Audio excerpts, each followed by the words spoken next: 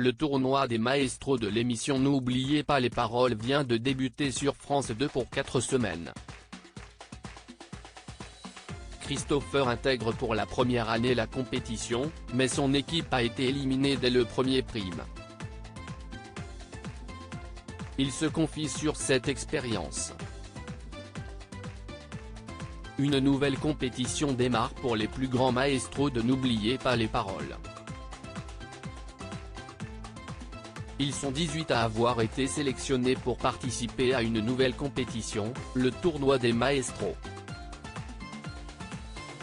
Les téléspectateurs retrouveront ainsi Margot, N-1, Renaud, N-5, ou encore des novices de cette compétition comme Natacha, N-4, Caroline, N-11, ou encore Manon, N-4. Cette fois-ci, ils ne joueront pas pour eux, mais pour des associations et ils pourront gagner jusqu'à 100 000 € à chaque prime. Petite particularité du tournoi des maestros, les apprentis chanteurs se répartiront dans les 6 équipes à raison de 3 candidats par équipe. Pour cette édition 2023, Christopher, N-9, fait sa grande première dans le tournoi. Malheureusement, son équipe est éliminée dès le premier prime par l'équipe de Renaud. Pour Télé Loisirs, il se confie sur cette première expérience. Christopher de N'oubliez pas les paroles vous laisse surpasser Télé Loisirs. Comment avez-vous préparé le tournoi des maestros 2023 ? Christopher, il n'y a pas eu de préparation particulière, je me prépare comme je me prépare d'habitude. Moi, je fais toujours des playlists avec des chansons que j'écris dans des carnets quand je suis dans le bus, dans les trains. J'y allais sans stress, avec beaucoup d'amusement et je savais bien que ça allait être un bon moment.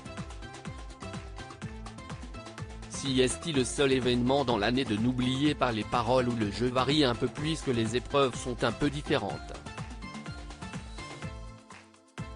Je trouve que si est un peu plus rigolo, donc si est génial.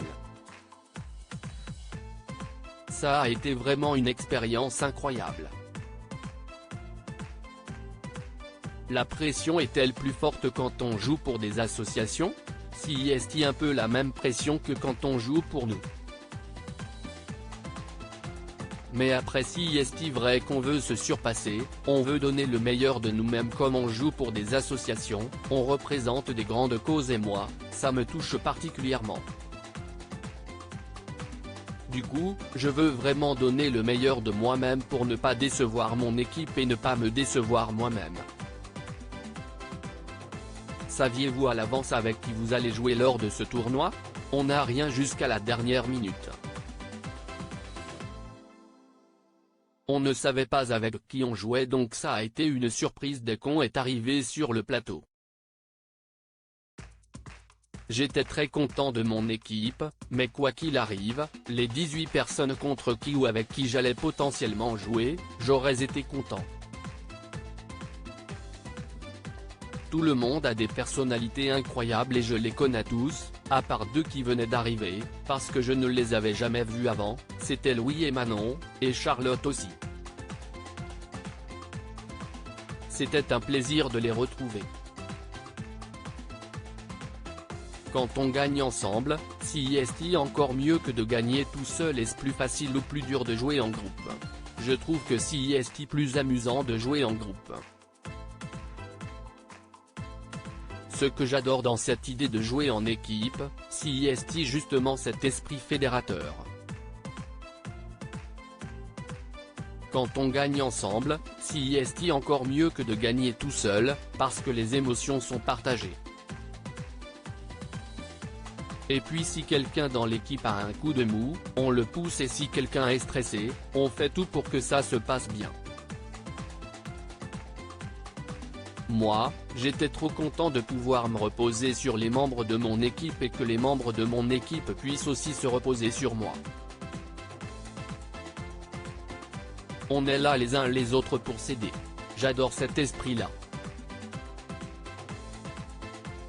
Je pense que ça se voit aussi à l'écran qu'on a cet esprit d'équipe et fédérateur du fait qu'on s'amuse tellement quand on est tous ensemble. Vous perdez lors du premier prime, pas trop déçu? Non, je n'étais pas trop déçu. J'étais un peu triste de ne pas accéder à la finale, mais après non, je n'étais pas triste. Franchement, à chaque fois que j'arrive sur le plateau, mon premier objectif est de profiter de tout ce qui se passe. J'ai passé une journée incroyable. Donc je n'aille retirer que le positif. Je n'ai aucun regret parce que j'ai passé une journée formidable. Même l'équipe était hyper contente, on a bien joué. On n'était pas déçus de nous-mêmes, on a super bien joué. Après voilà, on n'a pas gagné, mais ce n'est pas grave. C'était mon rêve de participer à cette émission, donc quoi qu'il arrive, que je gagne ou que je perde, on est déjà arrivé super loin dans l'émission, lors des parcours en solo note de la rédaction. C'est que du positif, que du bonus surtout. Si le jeu continue encore 10 ans, je continuerai pendant 10 ans. Quelle est l'ambiance entre les maestros en coulisses? C'est un peu comme une colonie de vacances, c'est un peu un rendez-vous annuel. Quand on arrive, on chante tous ensemble dans les coulisses, on a cette bonne énergie. C'est une ambiance de famille et c'est des souvenirs qui resteront à jamais gravés dans nos vies. Moi, à 25 ans vivre ça, c'est ouf.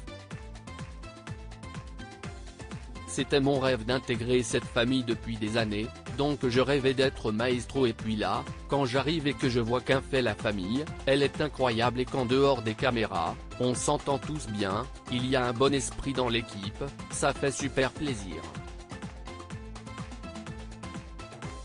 Si est-il des souvenirs hyper mémorables.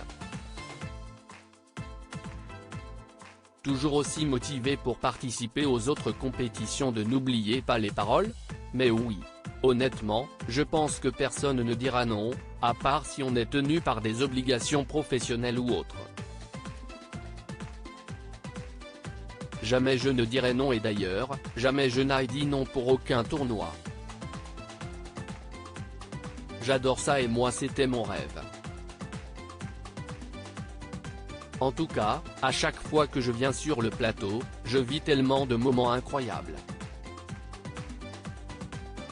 Si le jeu continue encore 10 ans, je continuerai pendant 10 ans à répondre à leurs invitations. À lire aussi N'oubliez pas les paroles, Nagui Van Christopher et provoque l'hilarité de tous les maestros pendant la finale des Masters 2022.